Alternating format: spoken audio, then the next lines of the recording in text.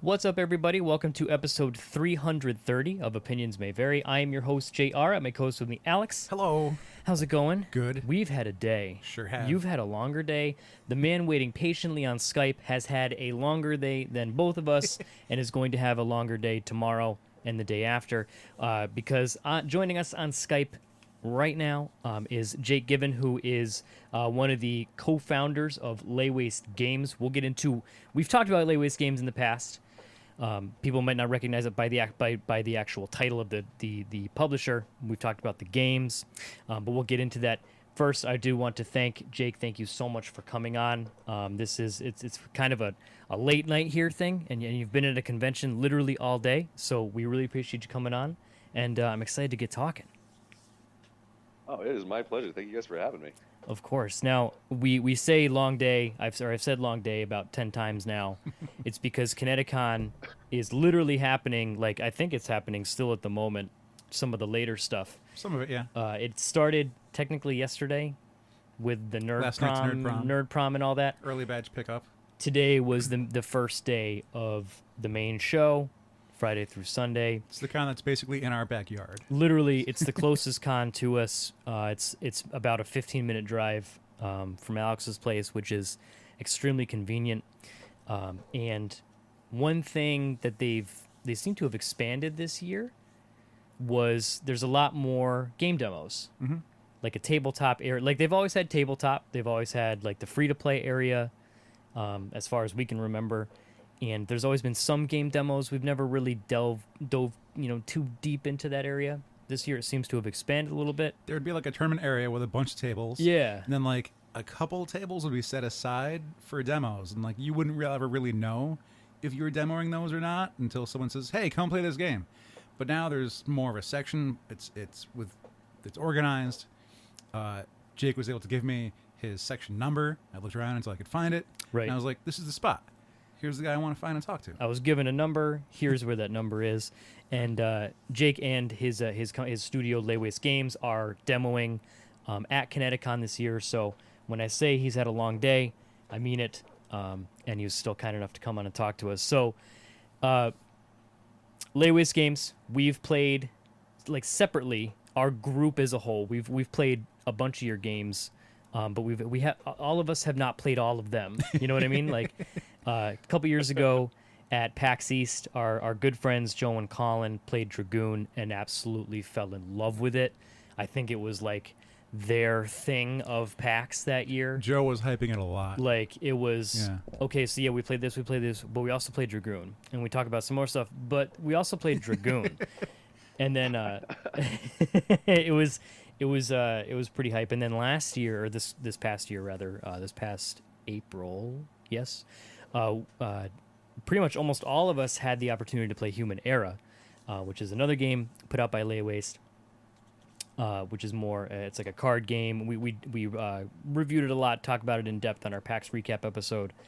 But this year at ConnectiCon, first of all, Jake, have you done a ConnectiCon before? No, this was our first time. We're here this year. We're part of the Connecticut Festival of Indie Games, which is kind of a sister company of the Boston Fig.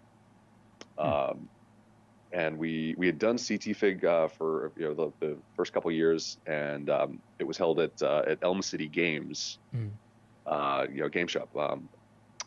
It's run by a friend of ours, Matt. Fantastic. But this year they actually were able to kind of roll it into the whole ConnectiCon event, which I think we mentioned is like it seemed like tabletop and demos were kind of expanding. I think that's a big part of it, because there's that whole section that we're a part of is it's all the indie developers that are part of the CT Fig. Huh. And it's awesome. It's just a really great opportunity for indie developers to have a space to get some stuff shown, meet other developers, meet the public, get their games played. It's awesome. That explains a lot of why that section is more present this year, which is nice.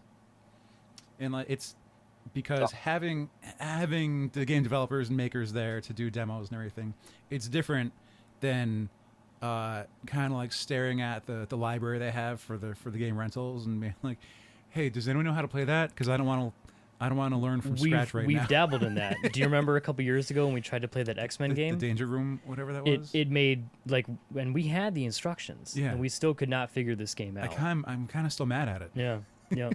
It was also a game made, like, back in, like, the 90s. Oh, yeah. It was, like, this X-Men Danger... It was interesting, we had to no say idea the what least. we were doing. Yeah.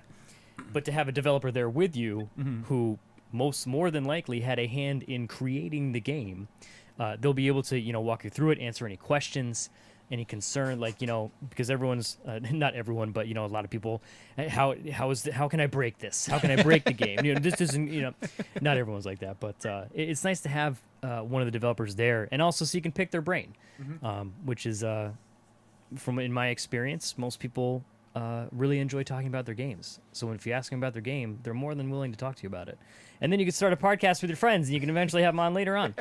But so far at ConnectiCon, you've been, we mentioned Dragoon, we mentioned Human Era. I imagine we'll get into a little bit more in depth in those games. But at ConnectiCon, you're demoing a game that at least I have never seen before. Is this a new game that you guys are putting out? Yeah. So this is something we've been working on for the past, I don't know, 5-6 months maybe. It was an idea that we'd had been kicking around a couple years ago, as maybe a future project that we wanted to work on, and once the Dragoon and Human Era Kickstarters were kind of done, wrapped up and moving into production and fulfillment. My brother Zach and I, who were the lead designers for Lay Waste games, like, all right, well, we don't really have to do much on that side. That's not really our wheelhouse. So let's get cracking on the next game, and started working on what had been referred to as Pyramid Project, because we had drawn up this pyramid, and we're like, let's make out of this. Very slowly and incrementally evolved into a game that we now call Life Siphon, that is sort of a tactical combat strategy game of warlocks battling for dominance over this large font of magic that has popped up on the earth.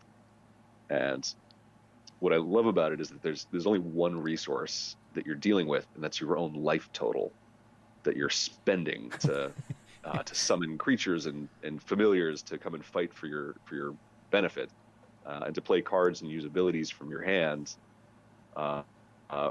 You're spending all this life to do this and do this damage to your opponents while trying to maintain enough that you can not get killed. So it makes for some interesting choices, which I love. I love when you're sitting like agonizing, like, I really want to be able to do this, but so worried about what you might do to me on your next turn. So I'm gonna hold off. It's like in Hearthstone, if you play the Warlock, I believe. Yeah, Warlock has a lot of stuff that takes his own. Well, like his main power is if he takes 2 damage, he gets to draw a card. It takes 2 damage. And so it's like you can get your extra card, but it's going to cost you 2 life points. Yep. It's like, and a lot of the minions risk. are like, hey, you can play this high power minion at a low cost, but it also does 4 damage to you. Yeah. It's somewhat similar in that. And it's one thing, like because we saw the game, you gave us a description of it when we were at ConnectiCon. Maybe hopefully looking to possibly play it tomorrow. It seems to be in a little bit of a bare bones format. Like there were some gems on the table, some dice, some cards. Is that the direction that you're going to take with this game? Like, because I know Dragoon has like the metal pieces. It's a little bit more high quality. Are you going to look to follow that route with the new game, or are you do you know what route you're going to go with it? I think we're still fleshing that out. Something that we really always do try to incorporate with all of the games is really the marriage of of component art direction and gameplay quality. Because it really, I mean, that the really great games that I love really kind of encapsulate all of those. To make it a really full experience, because that's one of the things that I love about tabletop games is that it's there in front of you. You're interacting with it. You're holding these pieces, and so you should really try to make that whole experience as engaging as you can. And it's one of the things that I've loved about our first project of Dragoon. Like, we pick up those pieces and it's like, oh, this is substantial. That's one of the things that, like, when oh no, go ahead. Oh no, yeah, I just going back to to Life Siphon, like I don't see us deviating from that model too much. While still trying to make something that we you don't have to break the bank to buy. Right. I mean, historically, your games have shown some pretty massive success. We had briefly touched on it a little bit in our pre-show. With Dragoon, had a very successful Kickstarter a couple years ago, and raising over in the six figures of dollars.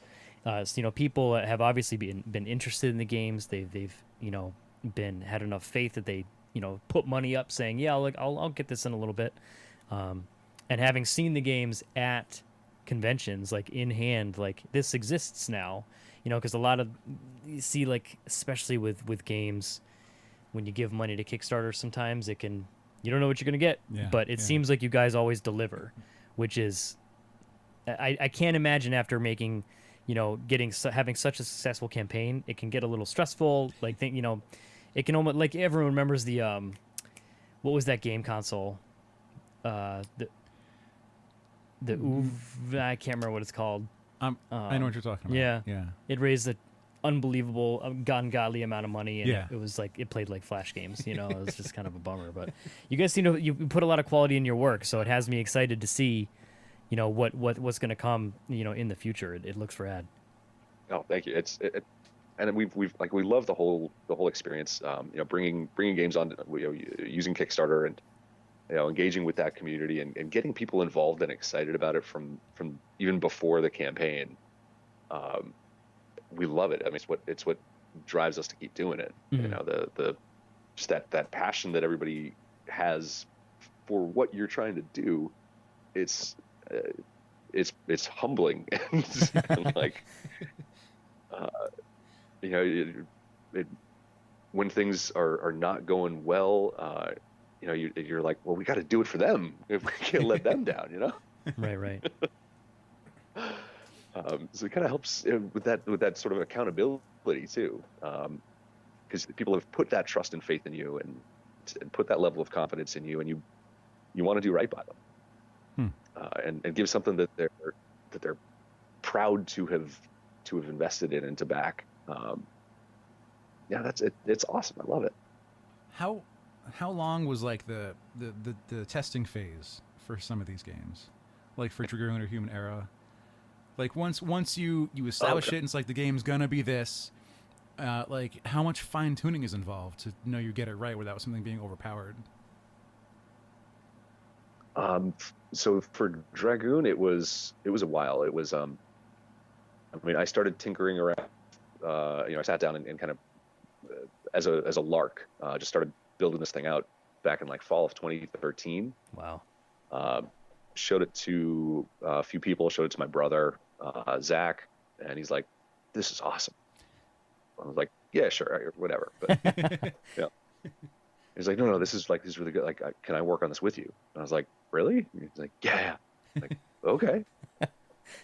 So we on our free time we'd get together and kind of play around with it, and we just kept getting excited about it and just having fun with it, and to the point where we were like, well, maybe we should try to make this a thing, and brought on brought our longtime friend John Ritter Roderick, who we've known since we were kids, and he was just always somebody that we knew that knew a lot about a lot of things, Whereas we were like, well, we have no idea what we would do next to the. It's a good person to have. What Yep. the next.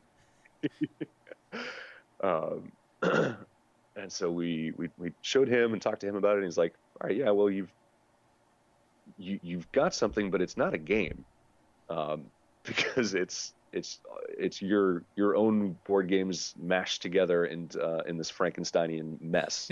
So, yeah, let's figure it out together. And so really over the whole course of like 2014, it was us like figuring out what our next steps would be. So it was a lot of playtesting. It was a lot of, getting involved in the community, getting involved with the Game Makers Guild in Boston. They're a fantastic resource and a great community of really welcoming game designers.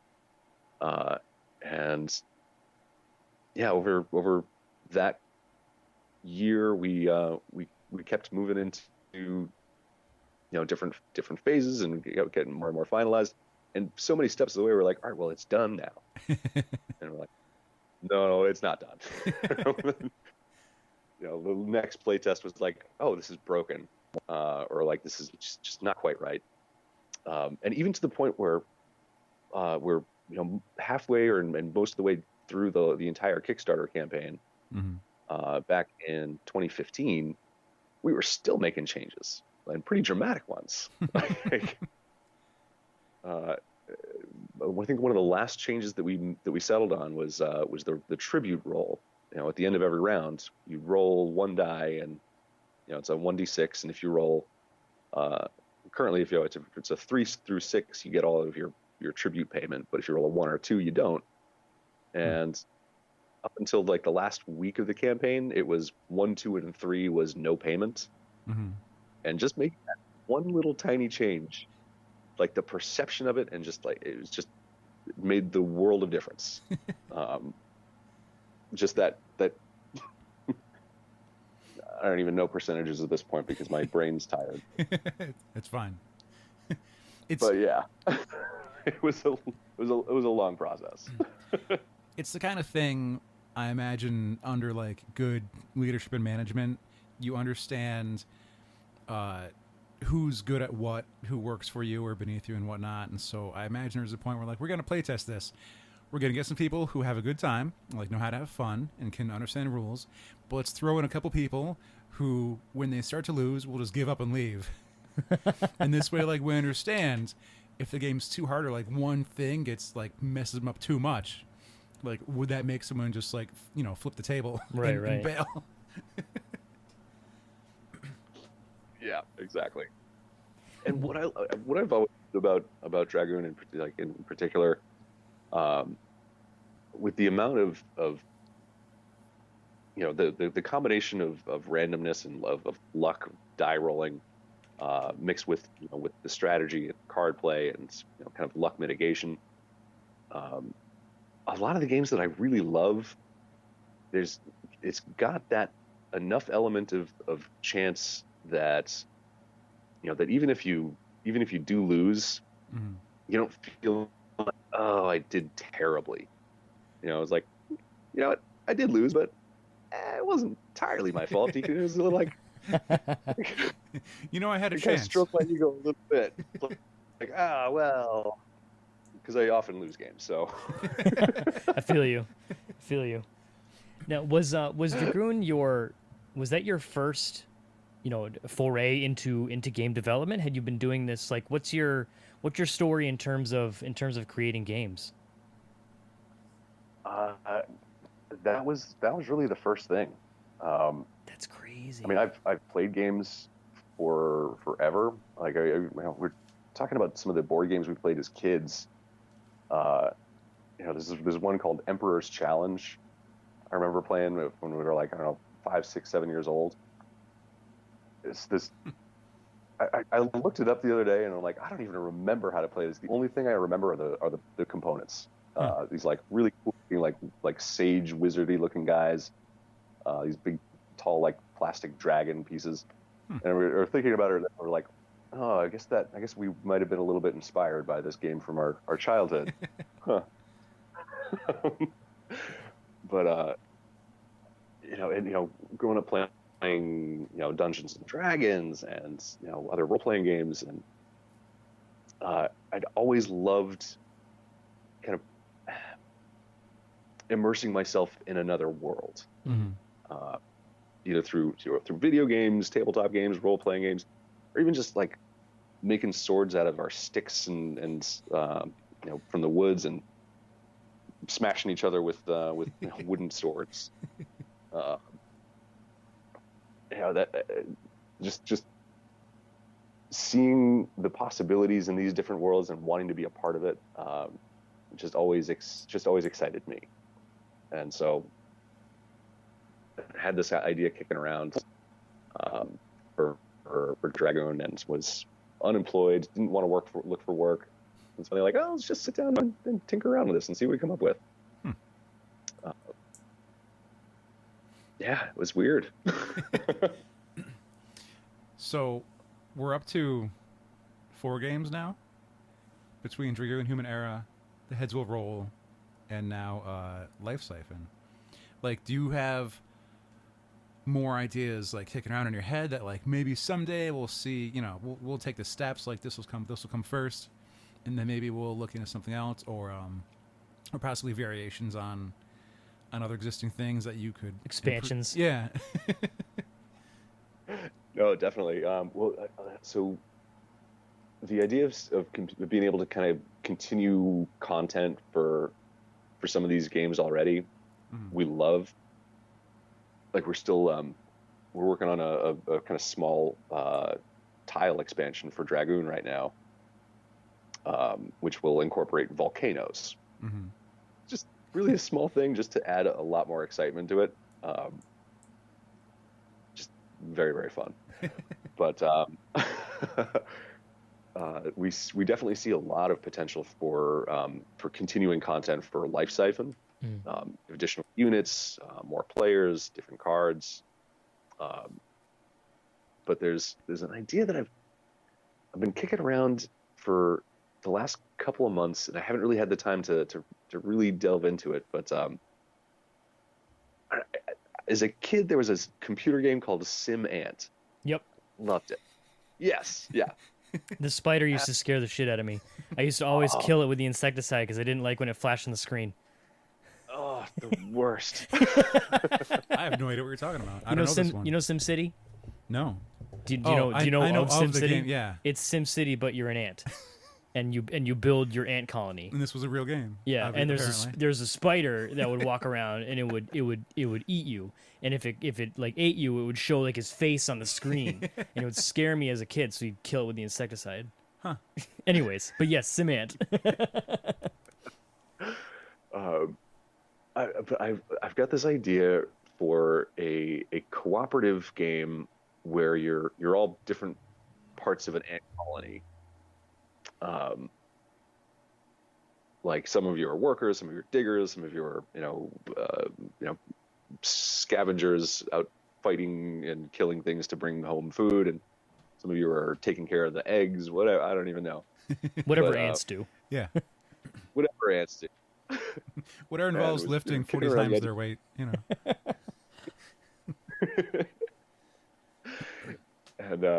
he I don't know where he came up with this, but it was just beautiful. He's like, we should totally call it Ant Life Grand. I was like, that's perfect. Oh man, it kind of has to happen, and like, we're gonna slap a TM on that. It's trademark. No one take that idea. You heard it here first. But now we're just gonna be chomping at the bit, eagerly awaiting. Well, you got to make sure you have the ants who get drunk, because the other ants have to throw them in the river, which is a thing that happens. And then there's a post somewhere I saw. It's like ants that like get high on cocaine like prefer jazz music or something like that. And their response was like, "What do we do with this information?" Thank you for learning this. Maybe that'll be for the expansion. But I don't even know what to do with that. Before we got started, Are you okay? Beans and coffee with John Oliver and Jerry Seinfeld, and John Oliver was talking about a study that they did in Britain of like figuring out if you get wetter in the rain if you walk or run. Yeah. Why? Of course they did that study. Like, Yeah, someone spent millions of dollars on research grants and because they had to determine it. Even though I think they did that on MythBusters, and I think they actually showed that you get wetter if you run, which is the most bizarre thing in the world to me. We have to make sure you wear the right clothes. You know, something that's going to absorb so I yeah, think they're proof wearing raincoats. You could measure. I don't know. I have no idea. I'm not a scientist. I'm just someone who talks to people who makes cool stuff. doctor, but So, God, where do I even it's kind of almost unbelievable to me, and it's also one of those like to hear that being out of work. I don't want to work for the man right now. I'm gonna make my own thing. You start a studio, with your brother, with family, and now, like we said, Dragoon raised. I apologize if I keep pronouncing Dragoon incorrectly. Is it Dragoon? I'm putting the wrong emphasis on it. oh, it's whatever you want it to be, man. But raising six figures on Kicks, was that overwhelming at any point? Like thinking like, oh God, this is too much. We just wanted, a couple people and we'll send you the game and then we'll be done. Like, was it ever, what was the process like? Was it overwhelming? Was it, amazing in every grand way? Like, what was that like for you being, new to the development, scene? Oh, so I'll tell you this. The very first Dragoon campaign that we did in 2015. So it's the one last year that was 300 whatever thousand it was. That was a reprint in the expansion. Oh, okay. But the first one that we did without, we had no idea what we're doing, no idea if this was going to work, if people were going to like it. We launched the campaign with a goal of $9,000, thinking like, okay, if we do this like piecemeal, we get these pieces printed out from this shop somewhere, sent over to get stitched and then to get screen printed, the metal shop in Rhode Island, like all of these different places. If we raised $9,000, we could probably make like 200 of these and just put them together ourselves, send them out, and that'll be awesome. Uh-huh. And that one hit almost 90,000. Jeez. And at that point, we're like, wait a minute. This just got bigger. I don't want to put together by hand, 1,400 copies of this thing. We need to figure out how we're actually going to do it. So that was a bit of a like, okay, this just got real, and we need to kind of pivot. Yeah. And do this more legitimately here. I've been customers of Kickstarters where it's been like, you understand it's going to be kind of small time. The person who's doing the drawing or making the art book or whatever is going to get them printed up themselves, mail them out themselves.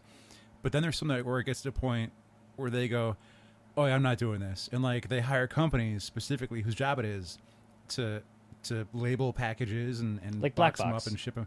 Is that what one of them is? Black Box. Yeah.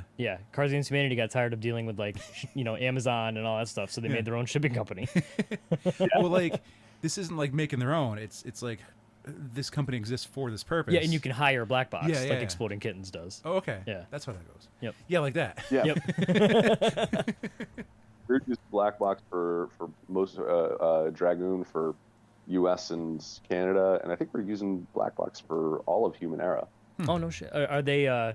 Because we're big supporters of Cards Against Humanity and all their expansions and the things that they've done, all the holiday stuff, blah blah blah. Is Black Box have you had good experiences with them? Love them. Oh, they're fantastic. What make and this is probably going to be the real good stuff that listeners are really dying to know, but I'm dying to know, like, what makes them good? What makes a shipping, because like we've never had to really deal with that, like what like when you say you love Black Box, what makes them so good to work with? They're transparent. They're really great at communicating. They keep you up to date. They're like just their web interface is very user friendly, and they're just nice people. we, like, we bump into them at conventions, and every time it's just like hugs and happy to see you, and it's like go out to dinner and have a great time. It's just we just really like those folks, and the Cards Against Humanity guys are fantastic. They're doing this cool thing at Gen Con. I don't know, maybe I shouldn't talk about it, but they're the level of social awareness and activism. Yep. I love it. Like they're taking that force that they have, and they're doing really good stuff with it. And it's really important. It is. We recently did an unboxing video because JR bought the Pride Pack with glitter included. Yep. Yeah, the Cards Against Humanity Pride expansion, which all the proceeds went to charity, and you could either get it with glitter or without glitter in the pack. And of course, I went with the one with glitter, thinking, of course, there's gonna be Some glitter. I didn't realize how much glitter. And the quality of glitter. Yeah, it was so fine. Good. It was the good stuff, But Pure but it's one of those situations. We always say, because we've had some people on the show that we admire, that we've looked up to. Oh God, we're gonna talk to this person. What are we gonna say? And then you find out that they're good people, and it just reinforces your opinion of them. So to hear that, Black Box, is good people. Is compromise, like it's a company that seems to do things the right way. It's just one of those reassuring things. It's good. And like one of my favorite things, like you were saying, was with the social awareness, is seeing Cards Against Humanity. They were doing a show. I think it must have been in Canada, and they set up their booth. It's a seller product, but they had like an included section with, it was almost like a ticket booth kind of thing, and the caption across the top said, "Apologies from an American." Oh my God! It's like, we have a lot to apologize for. Yeah, we really do. And working with other companies when like they're handling your product, I've witnessed both ends of working with Diamond Comics. Because I'll have one comic shop who never gets their product. It's always late or it's damaged. And then he calls up his rep and he punks him out and swears at him and like counts how many FUs he could get into his email and like, we're missing this book. This was late. This was damaged. Where's my, is everything going through? And then there's a different shop who never complains. They get all their stuff. And then he sends his rep flowers for her birthday. Like, and it's just, like paying attention how you treat them and how they'll treat you. Like, it's witnessing like these two sides of the coin. It's like, no, like hopefully you'll get good service if you be a good human back to them. Who knew? Exactly. And that's the thing that I like with companies like Black Box and Cards Against Humanity. Like it speaks to the people behind the company, and they're all like that. They're all they've all been in this business for a while, and they know what does work and what doesn't work, and what pisses people in the industry off about how so many other companies have done things in the past. They're like, no, we want to fix those mistakes. We want to be a service that makes sense to work with, and it shows. It's great. As we are this like we had previously talked about. We are at ConnectiCon this weekend. I mean, this is going to be up. There's still going to be a day left if you're listening to this very early. But with a show like Connect, because we've seen you guys at PAX. When we were talking to you at the show earlier, you were at PAX Unplugged as well. We were talking about Gen Con, some of the bigger shows. With a lot of foot traffic. We've seen your booth at PAX with the big standees and all the tables set up, rows of tables, and you have all your people showing other people how to play the game. The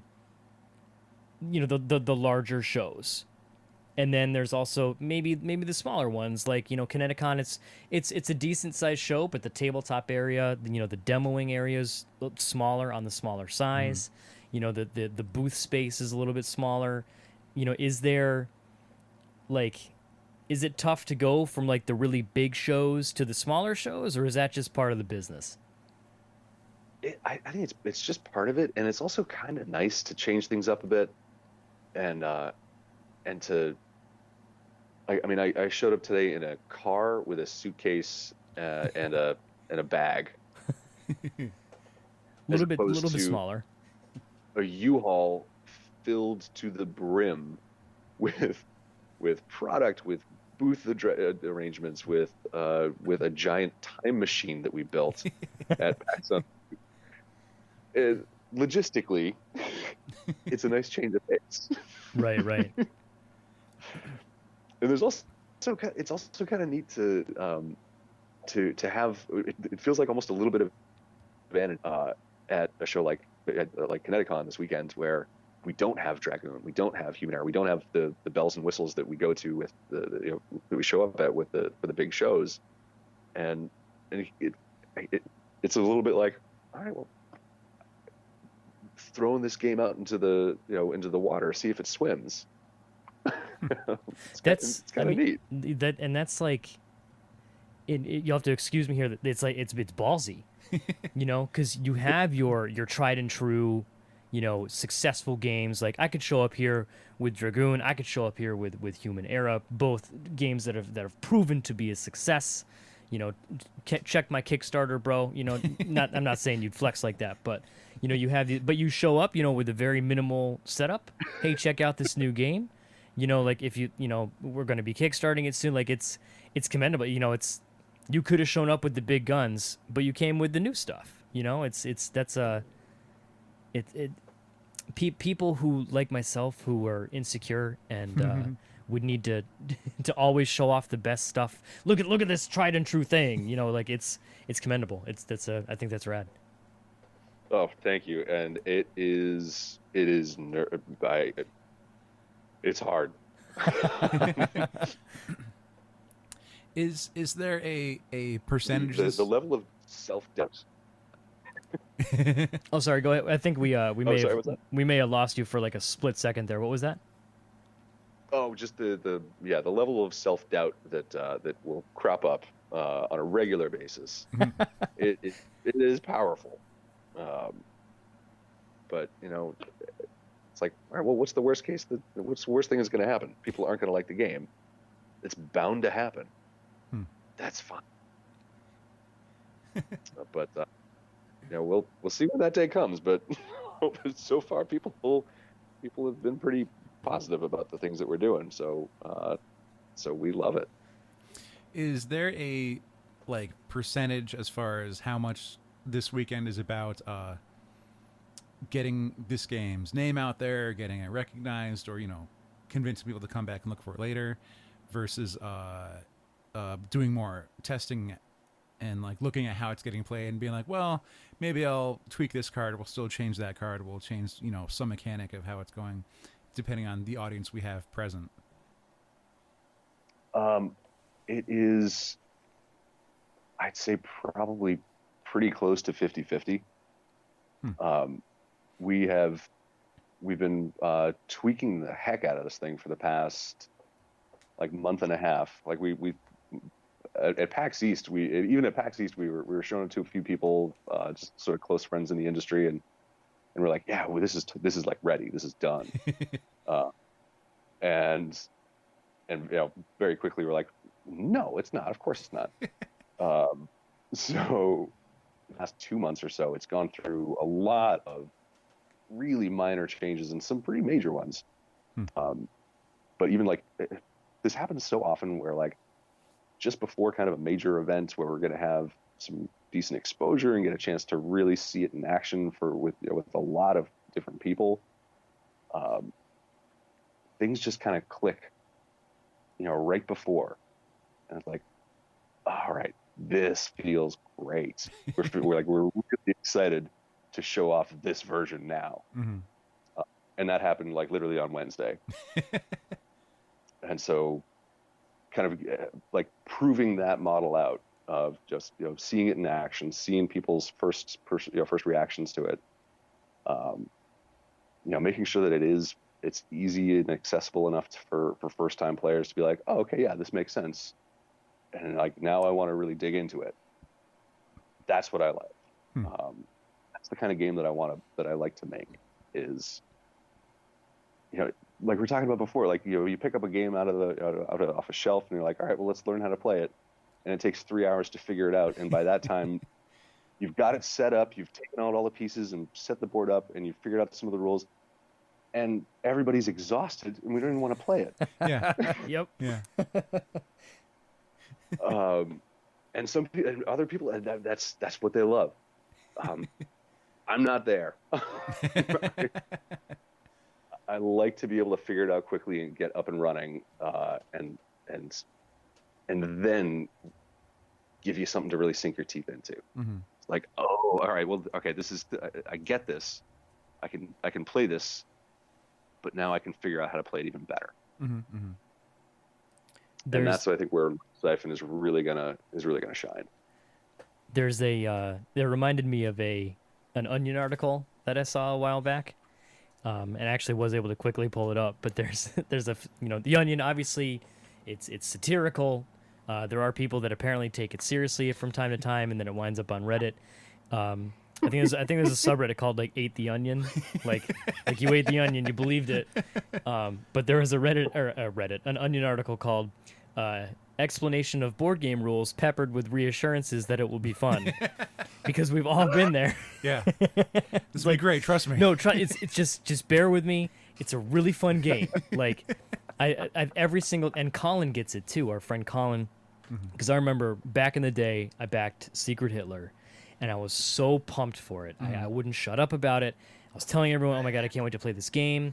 And like then I finally got it. And then it took, because you got to have a lot of people to play it. And it took us a while to all get together. And the first time we're like going through the rule book, like I can see everyone is just like, what is happening? What is this game? And then like we all had a great time. Going to a party like a next year, meet some new friends.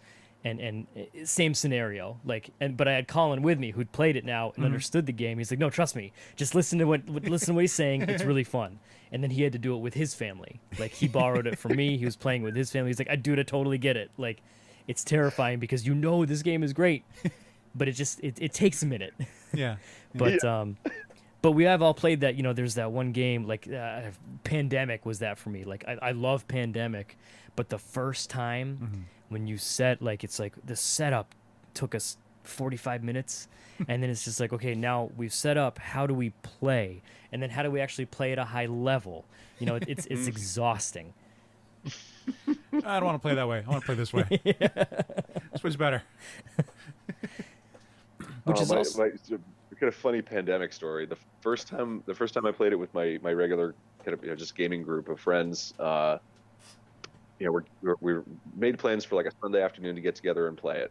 And that morning we get a text from one of them saying like, oh, hey, by the way, so-and-so is, Matt's just getting off a cold. He was pretty out of it for the last few days, but he's much better now. But in case you guys were worried, if you're worried about getting sick, and we're like, no, it's fine. We'll be fine. So we're playing and it's, full table of us. And I think we probably ended up losing, but we had a blast. But within the next couple of days, every single one of us was dying. It was an epidemic. Flu, like it was awful. Like for for like 9-10 days, everybody was just out of commission, and we've never brought that thing back to the table. We're done with this game. I mean, it's like when you eat something and then it makes you sick and you can never eat it again. Never eat it again. Yeah, yeah. There's like one Chinese place in town I do not get the lo mein from anymore. You just can't. And I guess pandemic, had that effect. I ended up playing it, a year or two later. Some friends were playing with the Pandemic Legacy. Yeah, invited to jump in for the session, and it's amazing. It's so much fun. But that one group, every time, even if somebody suggested, it's like, nope, no, we can't. No pin to anything else. When you meet up with the group, would you ever is it weird to be like, hey, let's play Dragoon? Let's play my thing. I got these, or is it? And then my friend's like, no, you made it. I'm not going to play against. Is that like a faux pas in the gaming world? You don't play the Cones of Dunshire against Ben Wyatt. You just. It's kind of a mixed bag there. With that particular group, there's a couple people who are always like, let's play it, and I'm for it every time. I'm like, let's play it. I guess we can play my award-winning game. No, it's not really my cup of tea. It's like, all right, no, let's play something else then. We could play your game. Oh, you haven't made it. Savage. And there's also, because with the games you've created, we've talked about Dragoon at length, Human Arrow. We talked about, we got to play that at PAX. It had like that Secret Hitler vibe, it had like the voting and like the secret identities. I think I was a human in the game that I played, but I didn't know how to play the human. So like immediately everyone was accusing me of being a cyborg, and I was like, no, I'm not. Shut up. But we've also, and Alex got to play it today. And I remember we were sitting there at PAX in like the tabletop area where it's just like open tables, and we're all just kind of decompressing. It was getting toward the end of the night. We're probably going to head to the hotel soon, whatever. And Joe just dumps out this bag of pieces. And I was like, "What did you just drop something?" And he's like, "No, I bought this game. This is a game that I got." And he mentioned these are just metal slugs, Joe. It's not a game. And he mentioned that he picked it up at the Lay Waste booth, and it was called Heads Will Roll, which we've talked about Pandemic and the games that take hours to set up and then hours to explain and then hours to play, whereas Heads Will Roll, like Alex had it explained to him in 2 minutes, and he was playing around about 2-3 hours ago. And I kind of wanted to touch on this because it's so basic, it's so simple, but it's also just one of those you just always throw it in the bag, just in case. Like, oh, we got some time. Let's play Heads Will Roll. Like, I'll torch you at Heads Will Roll for a couple rounds, and then, how did that game come to be? So that is, I love this. So we were hanging out at a convention a while. I don't even know which one it was at this point, but. Matt Fantastic and Alex Cutler. We are a couple of game designers, and we've gotten friends with them over the years. But Matt he was at our booth, and he was just kind of picking up the pieces, like some of the Dragoon totems and the skulls, just kind of holding them in his hand and shuffling them around a little bit and kind of shaking them. And it's like, this just feels good. It just feels nice. And I started just kind of rolling them on the table, like a handful of dice. It's like, this feels good. Feels nice. Feels right. And and he's like, we should just make a game out of this. So he and Alex, grabbed a bunch of the skulls and just started putting it together. Just rolling things out and flicking the skulls at each other, and it just, busted the thing out. And we're like, came to us and said, "Hey guys, we made this game out of your pieces. Do you want to publish it?" And we're like, "Yeah." This is great. uh, and it's fantastic. I mean, it's it's like super short money, like 10, $12, whatever. I forget how much it is, but uh, it's such a low stakes thing for such a fun little unique bag of treasure. And we did like a self-funded just short run of like 200 of the things and sold out of them within the second day of PAX a few months ago. It's for like, okay, we need to make a lot more of these. That's crazy. But no, it's awesome. We love it. It's the kind of thing I imagine. It's you and a couple friends. You're gonna sit down at the restaurant and wait for your food to come. Yes. You can all sit there on your phones, or you could just like bust this out before your entrees come, and just actually interact with each other and have some fun. Yeah, It's like it's oddly, exactly. yeah. It's sorry. Like conventions, you people walk by and they're like, "Oh, what's this? Oh, let me show you how to play this in 30 seconds." And then a minute later, you're giving us $10 and walking away with it with a smile on your face. And they have a game to That's show to all. their friends, and it turns into the one, like, it's very basic in the concept, but it also, like, you get hyper competitive with it too. And like when you make a good shot, like it's just it's hype in the most basic form, like it's fantastic. But Absolutely. so we've talked the games. We are coming up here, running a little short on time. Obviously, ConnectiCon is happening literally right now. This episode will be up, on set or early tomorrow morning. So there'll be a little bit of time for people who get to this really quickly. But for those who can't get to ConnectiCon within the next 48 hours, do you guys have a schedule coming up? Like what's on the Lay Waste Games schedule for the near future? So we will be attending Gen Con this summer. We will be at PAX Unplugged. We will be at Essen in October. What is Essen?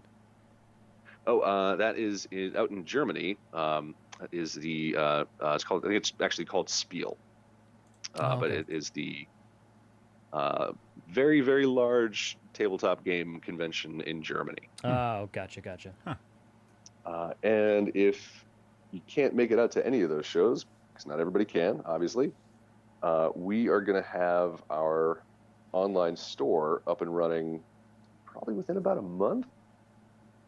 So people will finally be able to, we get the questions all the time, like, I want to buy your game, but I can't find it anywhere. Where can I get it? We'll have it going into distribution later this year, but also right from our online store at laywastegames.com. Excellent. I highly recommend checking these games out. I still need to play personally. I need to play Dragoon, having heard about it from friends and seeing all the names. Like on the Kickstarter page, it has like the scrolling, like the what's it called? Like the Reviews. the review. I don't know what they're told, if they're just called reviews, but yeah. But it has a lot of people, like Max Temkin just scrolled by with what he said about it.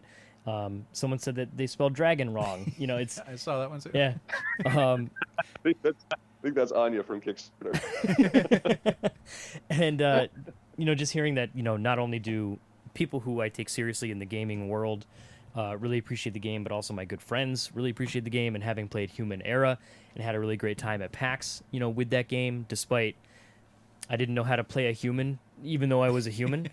I've been a human for 31 years, and I wasn't quite sure how to do it. But, you guys seem to put out really cool. And also, I kind of dominated at Heads Will Roll a little bit.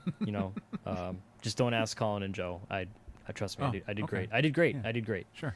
I believe you. But hearing that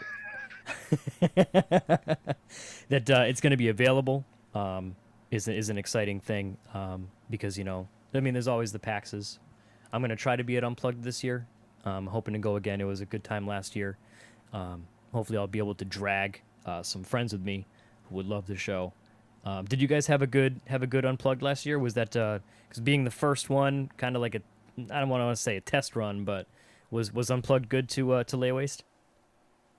Oh, it was a ton of fun. We went a little absurd in what we were trying. We it was kind of our big unveiling party for Human Era, and so we spent took half of our booth with a time machine that we built. We were giving out items from the past and future.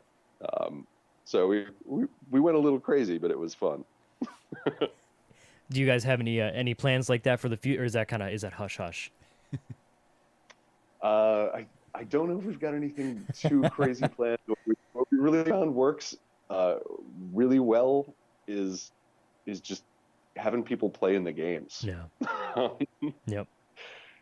At PAX East this year, we had, I don't even know how much space it was. It was the largest amount of space we've ever had at a convention, and it's kind of our hometown. But we just had tables and tables filled with games, and we couldn't like get people in quick enough. It was just constantly full of people playing, and that's more important than our time machine. Well, I mean, if you could actually set up a wellspring of magic power, like that would be pretty cool. I mean, We'll get there. Yeah. We'll get there. You never know. That's a good point. You know what? I take back what I said. We're gonna have a giant font of magic. nice. Oh, you did it. You convinced him. And then I'll spend 2 of my life to heal 4 life of the person across from Oh me, man, so that they don't die first. you're such a good person. Well, I I need to win though. I don't know so- if I want to play Life Siphon with you, but maybe we'll see. We'll see. Playing the long. He's got me. Yep, he's got you figured out. Jake, I gotta say this was a ton of fun. Thank you so much for giving us your time after spending the last 17 hours on your feet at a convention demoing a game. I can't even imagine.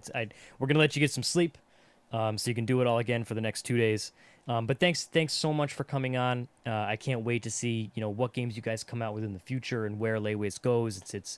It's one of those things, good people doing good things. I want to see other good things happen to you guys. So thanks so much for coming on. Oh, thank you guys. I had a blast, and thank you for doing what you're doing, because it's fantastic. Oh, Thanks. that's nice. You can check out Jake and Layways games at ConnectiCon if you're able to make it there. If not, check out a show near you. There's some on the list. I mean, if you're on the Eastern Coast, get to PAX. Just do it. We talk about PAX all the time. But you can go there and play some games and meet some cool people. But Jake, we're going to let you go. We're going to let you get some sleep so you can play some more games tomorrow.